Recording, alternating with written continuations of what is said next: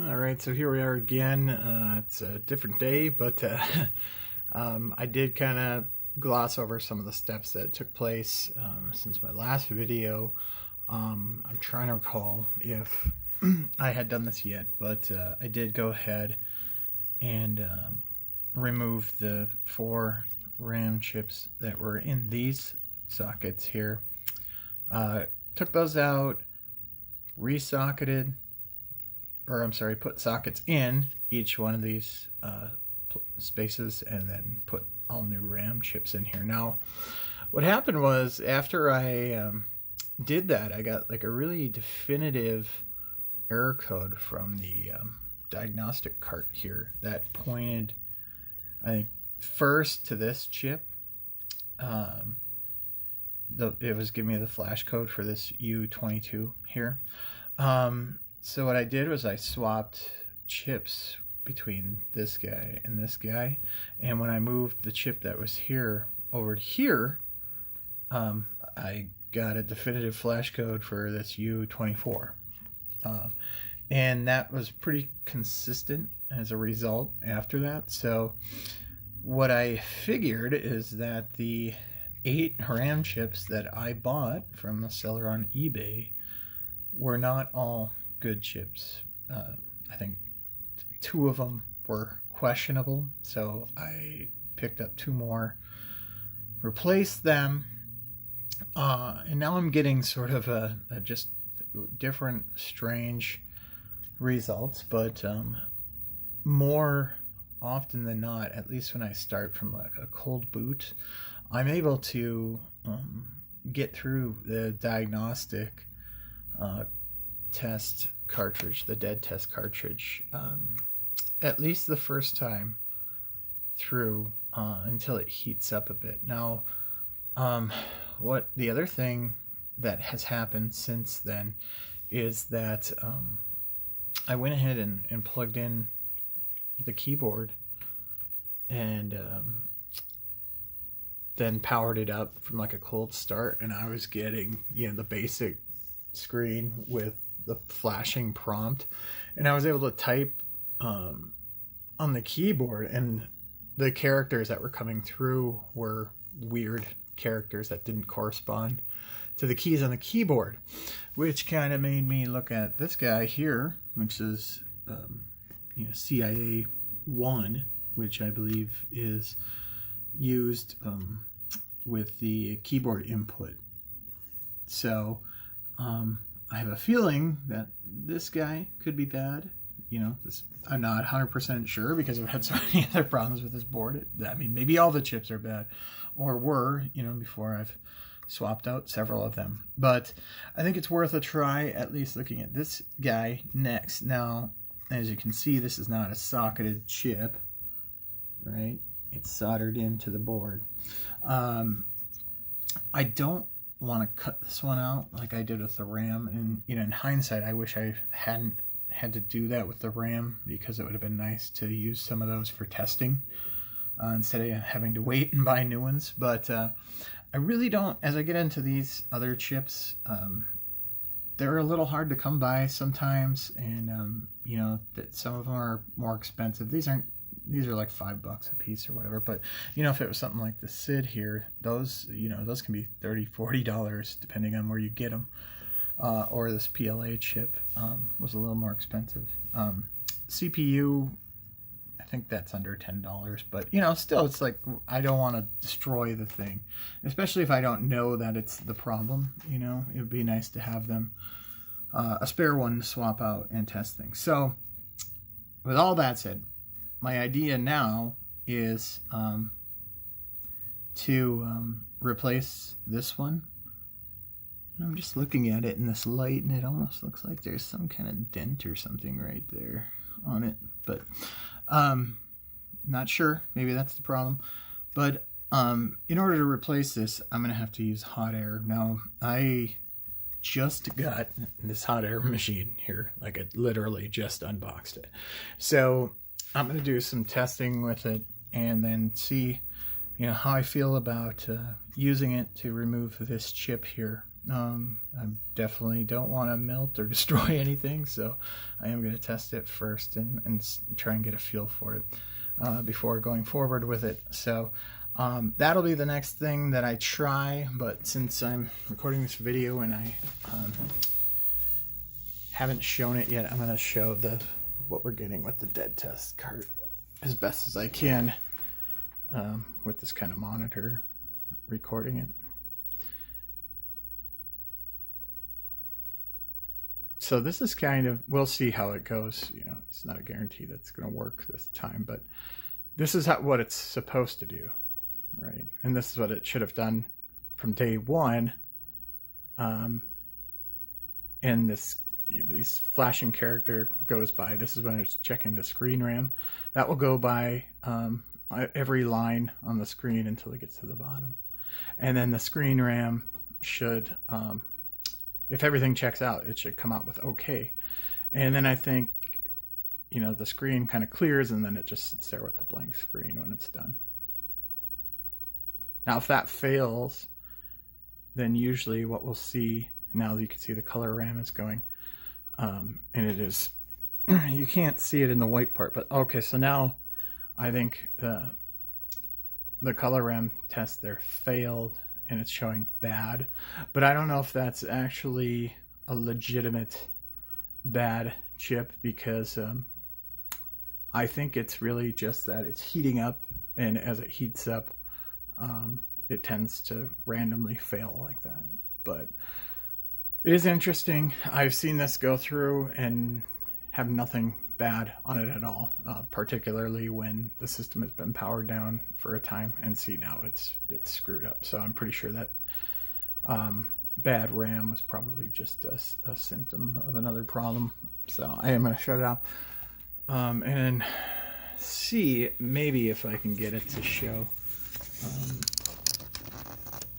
the basic screen off of boot here. See, looks pretty good, doesn't it? And it will, at this point where we are in the process of troubleshooting, I can get this fairly consistently to boot here now. So I do think there were problems with the RAM that were causing some of the other issues I was seeing, but there's still other issues. I don't have the keyboard hooked up right now, and as you can see, the prompt went away. So now it's in the process of failing. If I did have the keyboard hooked up, I wouldn't be able to type anything. But when the prompt was there and coming up from a cold boot, if I had the keyboard hooked up, I would be able to type something, but it's not going to be legible characters. It'll be random shapes and stuff. So we'll keep plugging away and see what we can come up with. That's all for now. Okay, so it's been a while. Probably a couple weeks at this point. A lot has changed since my last video in terms of public health and scary stuff outside the house. We're not going out there, though. We're staying in here. Anyway, so I think one of the things I wanted to correct, I think, from my last video was that I was talking about this CIA chip, and I did use my hot air station. I did go in and I removed both of the chips, resocketed them, and then replaced them. And that was a bit of a chore, but it was successful. But the one thing I was talking about was the keyboard, and how I thought this chip was bad because when I was typing on the keyboard, I was getting weird characters. But I believe the reason for that was this right here, shift block. I think that during that time, when I was messing with this thing, that button was down, and when I was typing, I was getting all of the secondary characters for each of the keys. You can see the little white drawings on the side, right? So you have like a spade and a heart, etc. So I think that's what was happening, and I just didn't realize it at the time. That's okay. I went and did those anyway. It was tough because those are, you know, larger size chips, and heating up the board hot enough to get all of them to pull away was a bit of a chore, and it was really the first experience I had doing something like that, so I learned a lot. I also went ahead and did the same with the CPU, right? So now that's socketed with the new CPU in there. Didn't change anything with PLA or SID. Never had any indication that those were bad. I think this is a different VIC, but, you know, again, no proof that that was bad to begin with. I talked a little bit before about these capacitors. I think while I was waiting for parts, I went ahead and finished replacing all those. I think in the last video these might have been blue, so I went all the ones that were easily replaceable I did. So there's one here, but these guys I didn't mess with. I did those two up there. So, you know, doing all of that stuff was a lot of work, right? I mean, now look at this. 1, 2, 3. There's 8 there, so that's 11, right? 12, 13.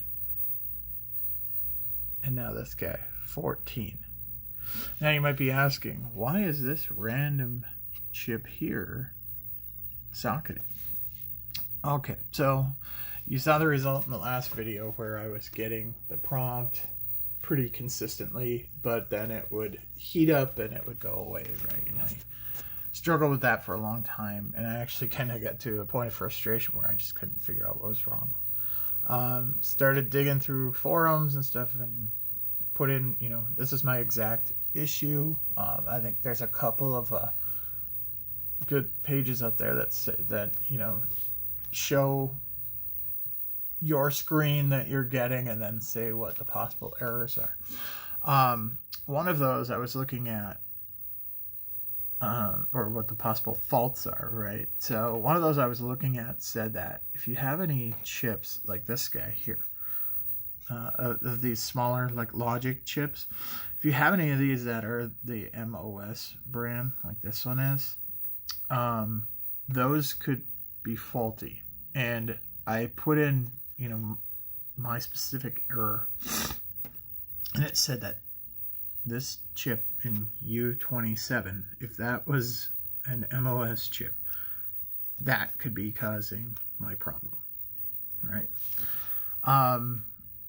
I've thought that I knew what was wrong before, so I kind of just said, oh, you know, it doesn't hurt. It's like $1 for the chip, you know, and then the socket, and then the work is the most expensive part of it, I'll say. So I went ahead and did that. Removed it, resocketed it. Now I'm getting pretty good with the hot air, so it wasn't a big deal to do that. Didn't take too long, and I didn't have to destroy the old chip like I used to have to. So that's good too.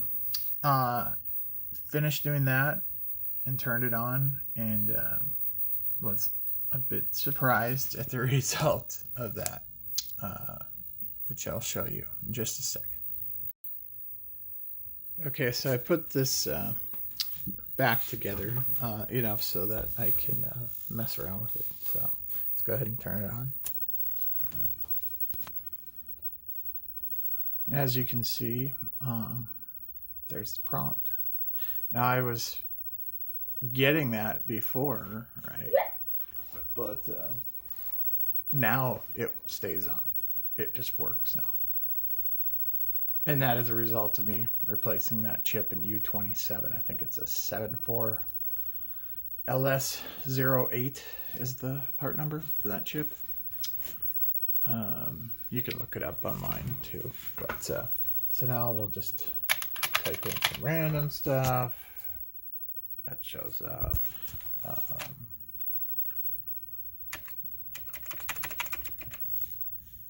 you know, you type in load, whatever. But see, I typed a word in and it comes through as the word that I typed in. Now this space bar is something else. So if I just press light, even bang on that space bar, it does not work. I have to press down incredibly hard to get it to work. So that's my current state, right? Now I gotta take the keyboard apart and figure out what's wrong with the contact that the plunger is making on the board.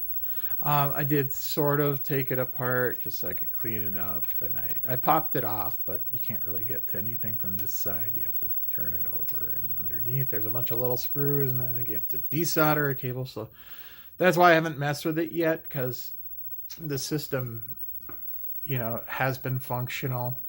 I'll run a quick oh, sorry, my fingers are all in the way. I'll run the diagnostic real quick.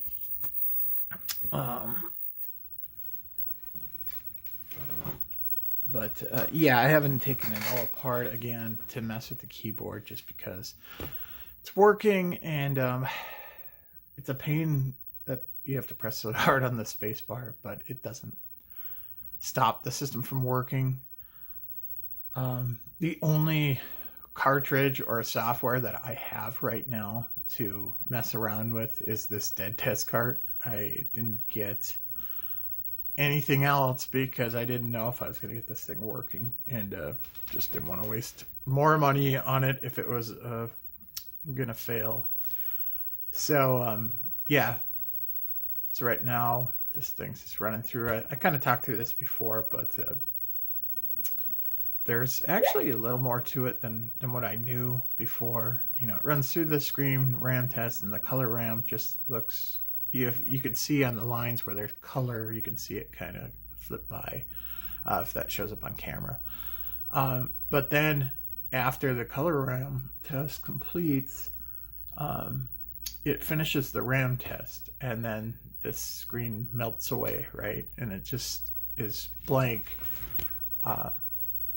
for a little while, right? Until it cycles again. And when it cycles again, it'll be a little different.